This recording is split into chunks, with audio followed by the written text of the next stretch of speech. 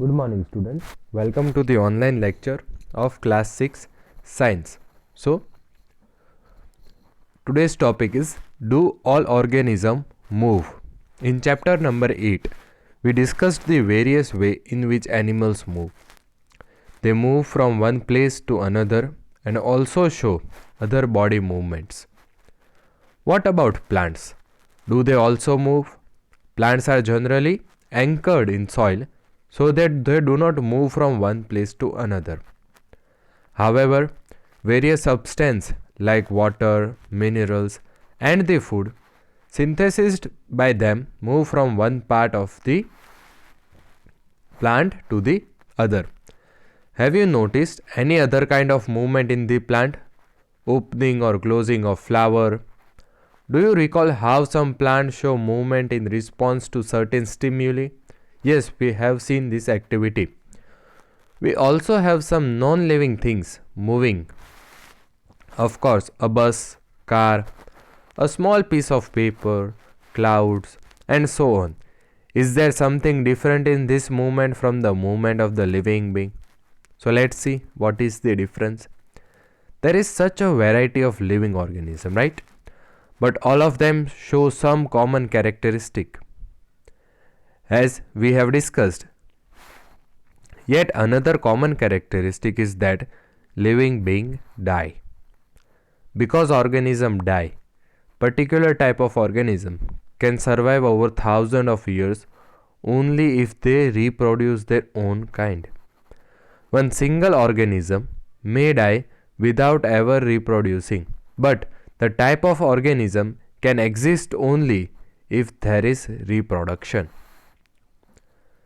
We see that all living things seem to have some common characteristic. They all need food, respire, respond to stimuli, reproduce, show movement, grow and die. So this is one type of lifestyle. We all need food. We have to respire. We need respiration. We need oxygen for our life. We always respond to stimuli. We always react. Then human being reproduce. We show movement. We show growth and we also die at some point. Do you find some non-living things that are shown some of these characteristics? Car, bicycle, clocks and the water in the river move. The moon move in the sky. A cloud grows in the size right in front of our eyes. Can such things be called living? No, we know that. We ask ourselves, do these objects also show all the other characteristics of living things? No. There are no common characteristics except this size growth.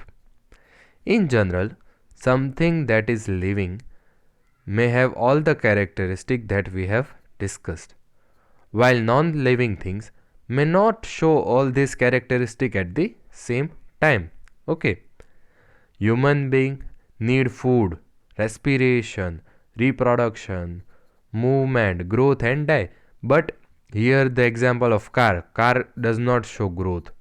Bicycle does not show growth, or car or bicycle doesn't die, right? Example of cloud.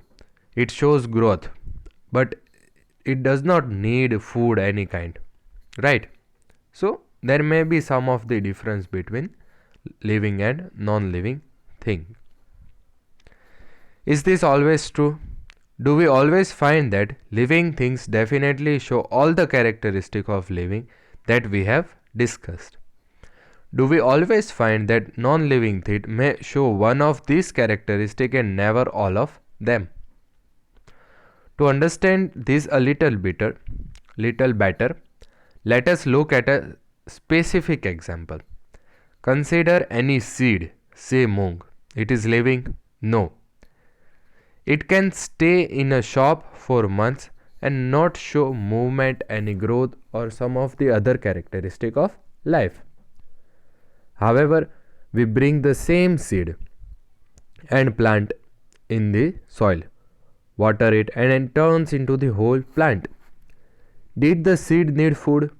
Did it excrete, grow, or reproduce when it was in the shop for many months? No. When the seed was in the shop, it was not showing any of the characteristic of life. But as soon as we planted it, the seed started showing the characteristic of life. We see that there can be cases where we cannot easily say that a thing has all the characteristics that we have discussed it to be called living. What then is life? Push your head deep inside a sack of wheat. Do you find that it is warm inside?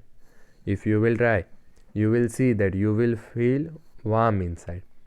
There is some heat being produced inside the sack of wheat. The seed respire and in that process give out some heat. We see that respiration is the process that place in seeds even when some of the other life processes may not be very active.